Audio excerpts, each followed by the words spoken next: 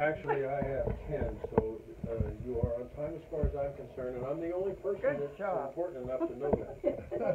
It matters too. Not that they'll remember, but. That's correct. Well, good morning. I would start out by reminding you once again that we are not having Bible study next week, Easter Sunday, but we will resume on the following Sunday. Okay?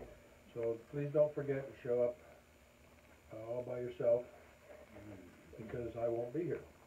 Hey, did you get that? I'll be on time next week. Our topic this morning is trust God to give you a new name. Do any of you know what your name means? Oh, I definitely do. It Yeah, means I know beautiful. you do. Linda means beautiful. In Spanish. Oh, okay. Like Loma Linda or Buena Linda, that's all it means, beautiful. And I know what my name, Brian, means. It means honor and courage. Why? Totally out of character, but I mean, Anybody else? You don't know what your name is? any of you know what your name is? No. Nelson, like proper name, last name, the son of the Nell. And the Nell was a ship's carpenter in Viking days. You know what your Yeah, name very good. See, you've got Uh-huh. an Lawrence understanding. Laura's and a son of a nip. I don't know what mine does. Anybody else? I think mine means grace. Grace? I I think think it so. does. I think I think like so. to look that up on people. I'll look it up one time. My mother's name was Grace, Oh, and that's pretty nice. it meant grace. I meant grace. That's a beautiful name. Did they name the church after her? No, afraid not. Afraid not, although they could very well have. She would have deserved it. Anyway, I think today, most of the time, I know my kids.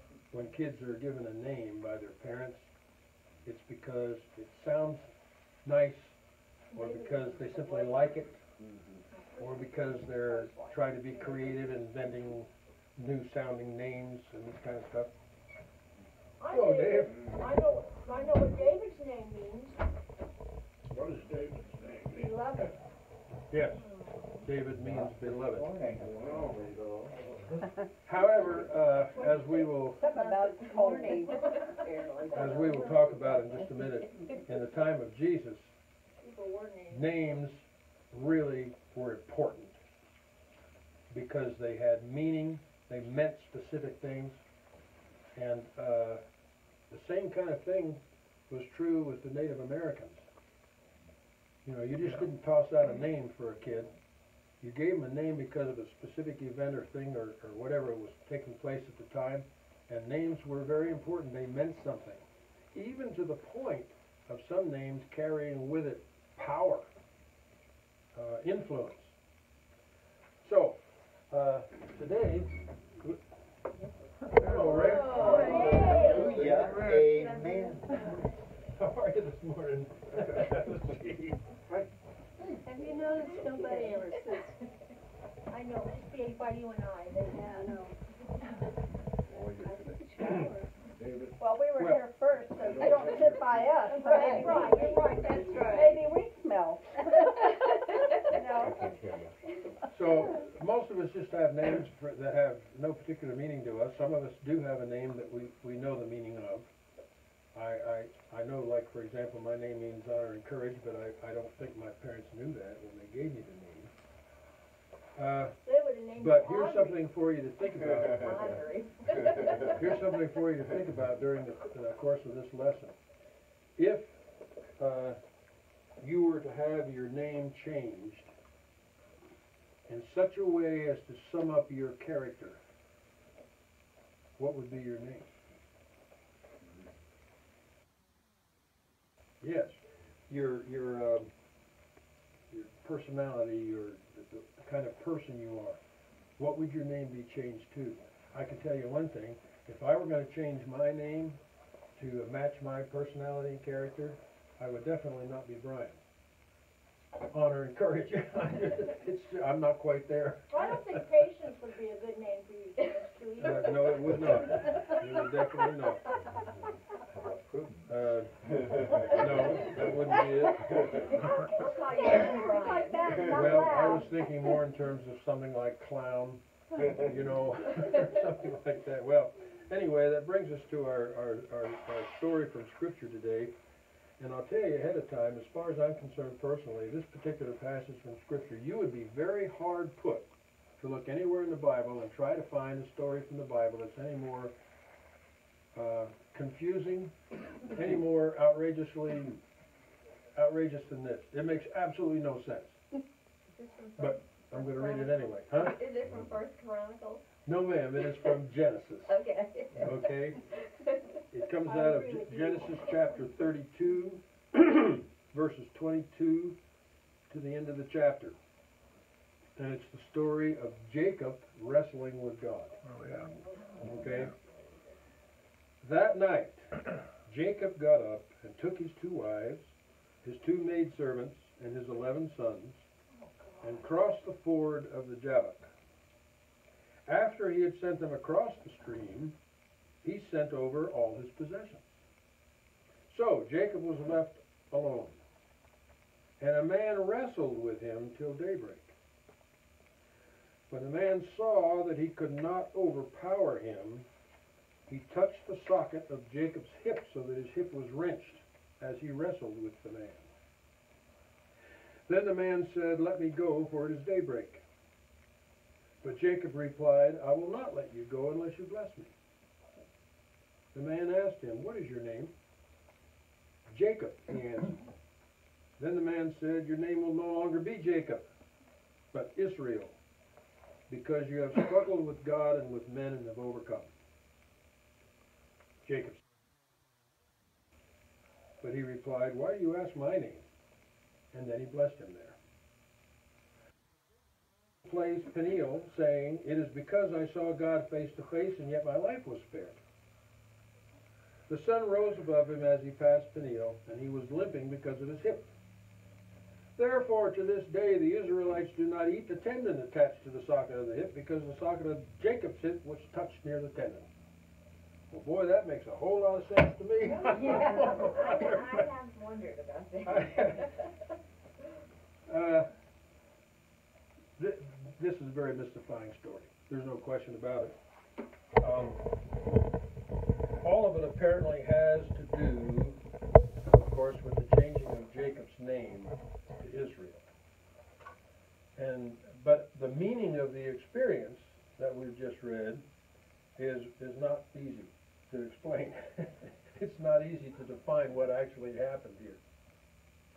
It is possible that it means that the first spiritual lesson for Jacob was to teach him his own helplessness.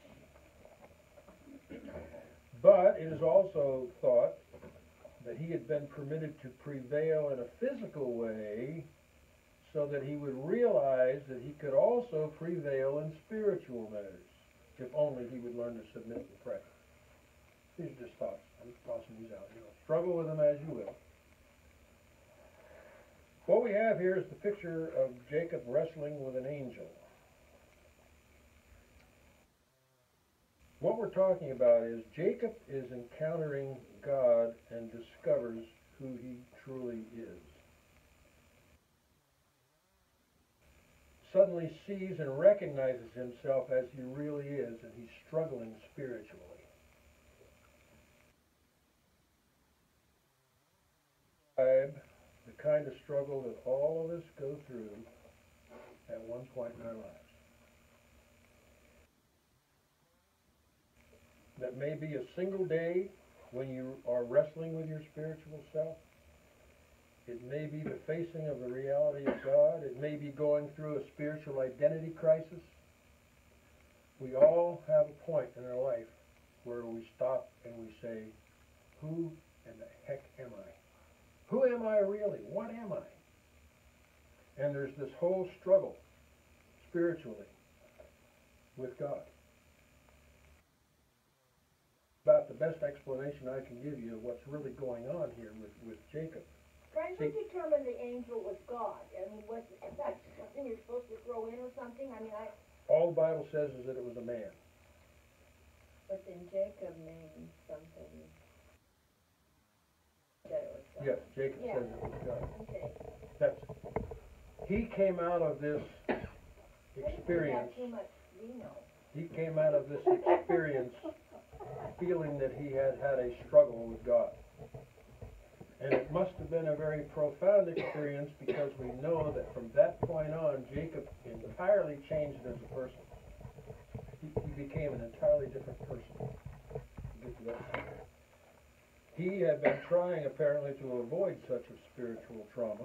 Ryan, didn't it say in the text, you have struggled with God and your name That's is what I Jacob thought. or something like that? That's what I heard. So he was told who he was struggling with. Yeah. Do that, but I Yeah. didn't either. But I got, they're more sense to me Maybe you're blessed. than the other one. The storyteller told us. Yes, the man said, your name will no longer be Jacob, but Israel, because you have struggled with God and with men and have overcome. Okay? So, That struggle doesn't necessarily mean that wrestling. Realize. that's what I thought when I first read that. It could have referred to struggles that Jacob had been having for months or years prior to this particular point in time. Okay? In any case, Jacob goes through this whole thing and it changes him very dramatically, and Jacob would never be Israel, would never be the same again. See, the name Jacob, specifically defined, means, anybody remember? Did you tell us? Some of us are too late to know. No, I didn't tell anybody today. Slippery. It means heel grabber. Oh, Heel grabber. It can also be interpreted as a grasper, also as a cheater. And that accurately describes Jacob's entire life and attitude up to that point in time. He was a grabber, a cheater, and a grasper. How do you deal with, his, his coming fear with Esau and how he spread out his family, make sure that Rachel was last? Yes, we know that all these other stories that were going on. He was a very colorful individual. There's no question about it. Let's go back just a minute. You'll remember that Jacob and his twin brother Esau were the sons of Isaac and Rebekah and the grandsons of Abraham. Okay? He was the firstborn, and thus the heir apparent to become patriarch, the head of the clan, the king of the family. But when the two twin boys were born, the younger one, Jacob, was born holding on to Esau's heel. So they gave him a name that literally means heel grabber. And as I've already mentioned, that's exactly what Jacob became. An ambitious, selfish, greedy, envious heel grabber. He had dedicated his entire life to getting ahead of his brother Esau. And we know how the story goes down. First, Jacob tricked Esau into selling him the birthright in exchange for a bowl of stew. Okay? And later he tricks his father Isaac, who was blind and old at the time, into giving the family blessing by deceitfully disguising himself as Esau. You remember Esau was really hairy, Yeah. and Jacob was not, but he put on a sheepskin and fooled the old man into giving him the blessing. And then, to escape the wrath of Esau, he takes off and runs away to his uncle, Laban, and there he becomes prosperous and wealthy. by breeding the sheep and cheating his uncle. Absolutely, absolutely. That's Jacob. Do what you gotta do. What you got? Well now, some years later, Jacob decides to return home, and on his way, his fear of his brother Esau is rekindled. I mean, Jacob knew he had done wrong things. He knew he'd been cheating people, and now his conniving ways had come back to haunt him. And Jacob was actually running scared. And what happens? Word comes that Esau is on his way out to meet him with an army of 400 soldiers. Jacob panics. I mean, he is frantic with fear. And it's at that point, in that evening, weighted down with all this fear and guilt, that Jacob has this wrestling match with God. See how this is all coming together? This is all have a dark night in our lives where we come face to face with reality and we struggle with who we are. We struggle with God. Who exactly was the man Jacob wrestled with that fearful night?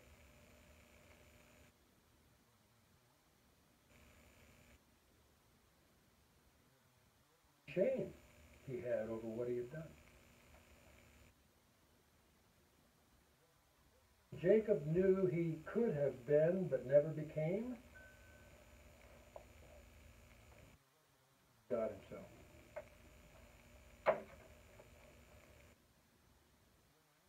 Wrestle with our past.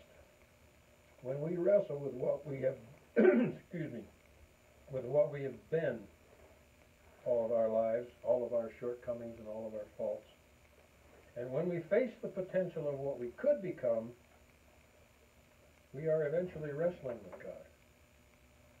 Because the big question is, who are you? What's your name?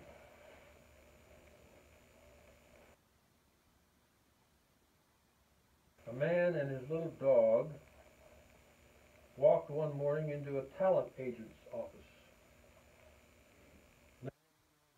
Where did you see this? He said, I have here without question the greatest act in the world, the talking dog. And not only does he talk, but he is an authority on the Bible and on sports. To his little dog, he said, now Spot, who was the woman in the Bible who said, whither thou goest, I will go? And the little dog said, Ruth, Ruth.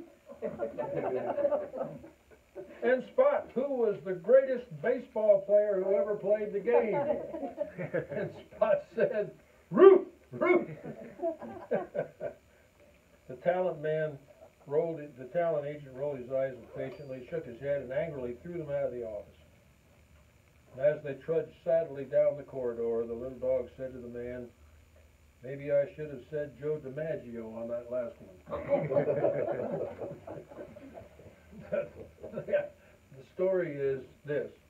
It's important to get a name right.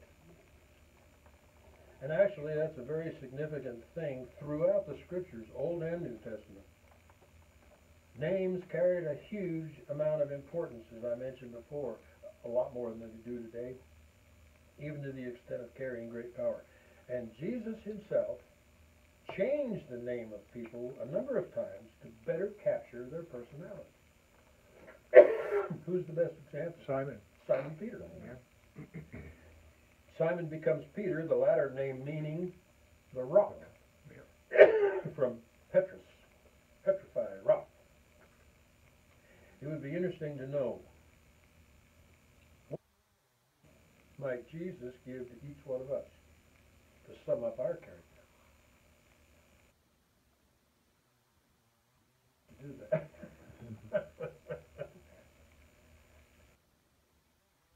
I'd share with you a story about one of his seminary classmates, a fellow by the name of Paul Hawks. Paul went through one of the most fascinating, incredible life experiences he's ever heard. Soldier in Korea during the Korean War in the 1950s. And one night, while out on scouting patrol, Paul zigged when he should have zagged, and he got lost. Well, inevitably, in territory above the 38th parallel. For several days, he hid out in the wilderness like a scared animal. But eventually, he was captured. He was made a prisoner of war. Suffered a horrible experience beyond words. On 2 different occasions, Paul was compelled by the enemy to dig his own grave and then stand in front of it as a firing squad marched out, raised their rifles, and aimed them at him. On command, they squeezed the triggers, but nothing happened. The hammers dropped on empty guns. form of torture. Cold North Korean winter, prison guards poured ice water over Paul's head, over and over and over again, bucket after bucket, until he became the victim of complete amnesia.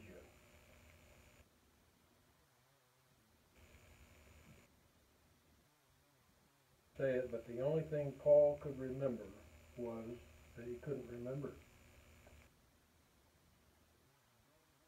For Paul, he didn't know who he was, he didn't know where he was, he didn't know where he had been, he didn't know what he was doing there, he didn't even know his name. Night after night, hour after hour, he sat in that prison camp trying desperately to remember something. Pull anything out of his suddenly darkened past. Long struggle, he remembered something. He remembered 2 words.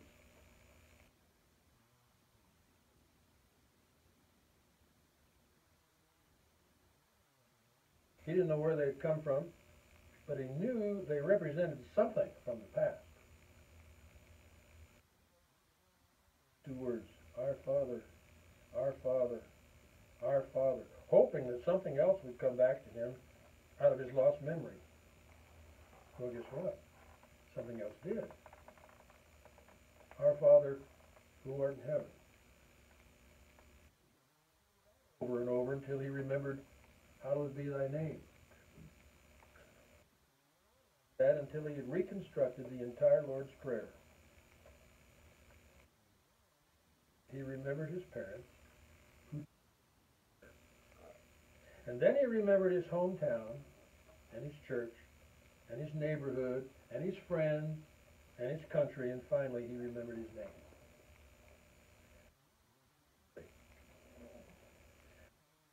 And was able to completely rebuild his life and memory and rediscover who he was because of just 2 words from the Lord's Prayer, our Father.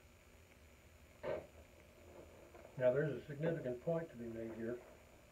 What if each one of us could rediscover ourselves and reconstruct our lives around the 2 words, our Father?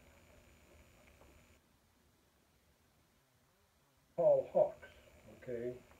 God gave him a new name. Reverend Paul Hawks. The experience resulted in him being called into the ministry.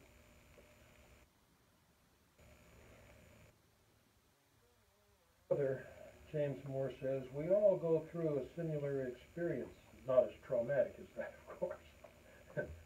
But it's what psychologists and theologians often refer to as an identity crisis. You know, we all come to a point in life where we ask, who am I? Why am I here? What is my real name? We have to go through a very bleak, very dark wilderness of the soul before we are jolted into seeing ourselves as we actually are. We are suddenly shocked into realizing what our true name really is. And sometimes we may not like it. Sometimes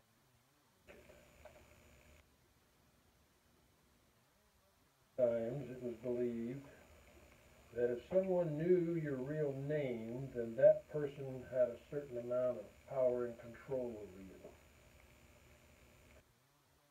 That was true with anything.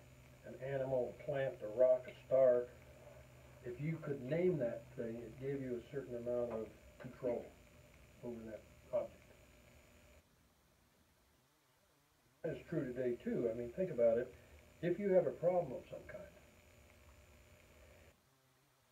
what the problem is, in other words, you've been able to name the problem, you can begin to conquer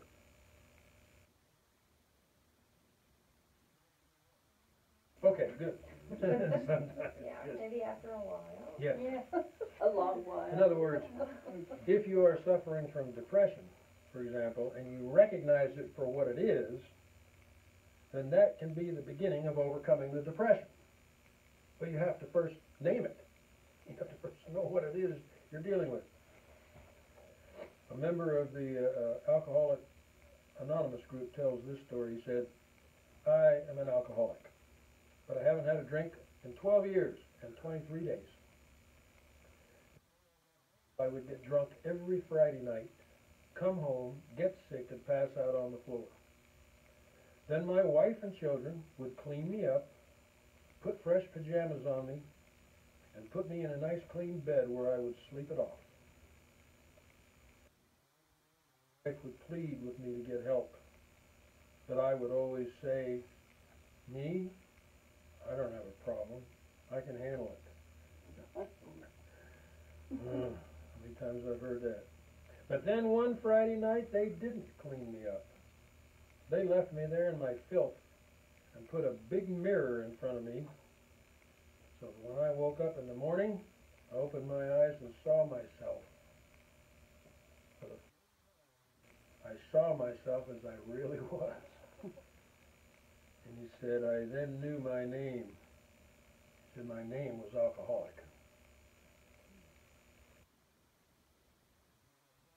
Help was there. The church was there. Alcoholics Anonymous was there. God was there. And he said, now I'm beating it. Like Jacob, okay, this man had to go through a pretty bleak, dark desert in order to learn his real name. He began to control his problem, and it was only at that point that he could begin to get well, and in the point where he started knowing himself, okay? We have some questions here that I don't expect anybody to answer, but I do expect you to think about.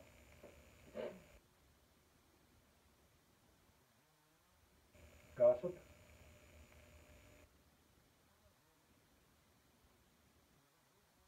Putting down other people, especially Esau, with cruel and harsh words, ruthless judgments.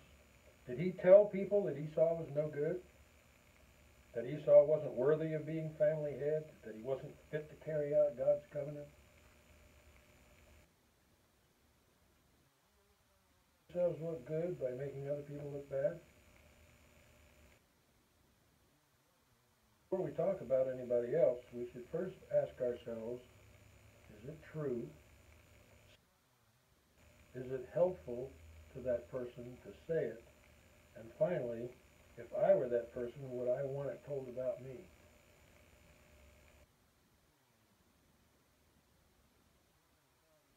Moore says, your name is gossip. Wrestle with God. Gossiping is going to come back to haunt you. I spend most of my time defending. Defending the person that gossips. Well, we have times when we do that too. Thank you. Is your name phony? Someone who's always trying to be something they are not? A person being deceitful, and usually it is rooted in the fact that the phony person does not like who they really are, and they're trying to be somebody else as a cover-up. We have a terrible problem with teenage kids with this. Just are. They're constantly trying to be something else. Years ago, their family went to Disney World on vacation, and their son, Jeff, was 8 years old at the time. Almost immediately went to a shop and bought a green slip-over Frankenstein mask. And he went through Disney World like that. You haven't lived until you have walked through the crowded streets of Disney World holding the hand of a 4'2", 52-pound green-faced Frankenstein.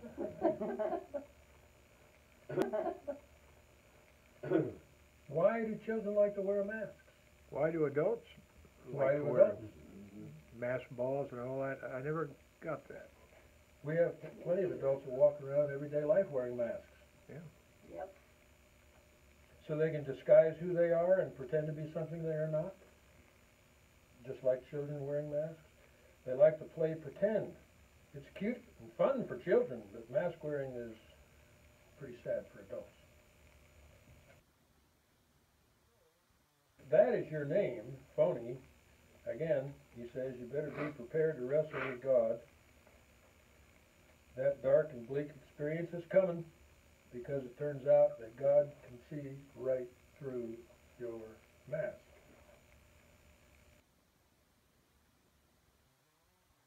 A self-centered person who is only interested in what is in it for themselves.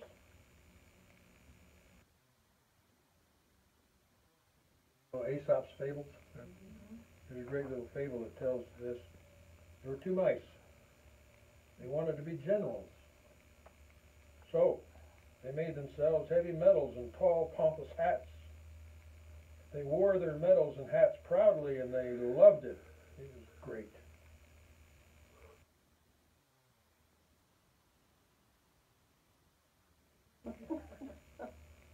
They were so weighed down by the medals that they couldn't run, and their tall, pompous hats blocked them out of their escape hatch, much to the savory delight of the hungry cat.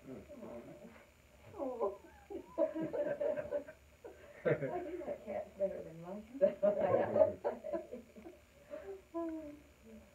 Conceit, is that your name? Jealousy.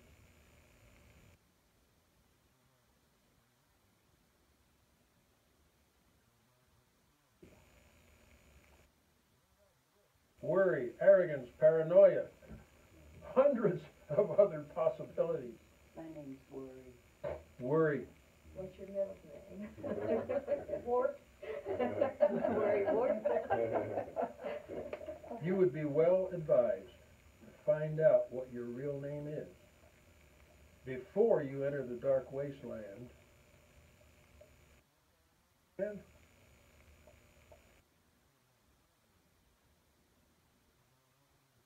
how about a marriage failure? How about a middle-age crisis, the death of a loved one? With your children. Anybody besides me have traumatic problems with their children? None of those. Oh, brother. Cancer. I mean, you know, these are all dark moments. You really should know who you are before you get into that. Jacob discovered. Wrestle with God in the darkness. You your enemy, your adversary.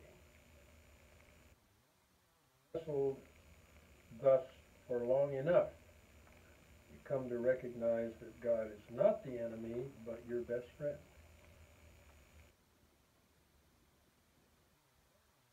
See who you really are, and then to see all you can become.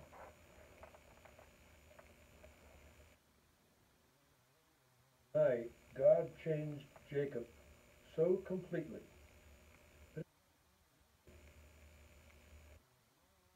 Jacob, the heel grabber, but Israel, who knows what that means? It's God.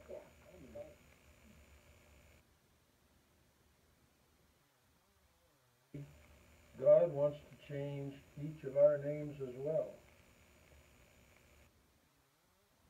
It brings with it new life.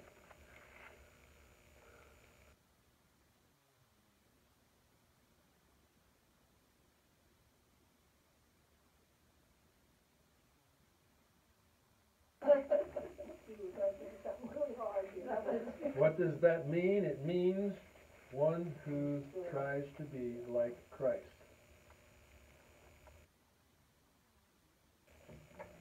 No Bible study next week.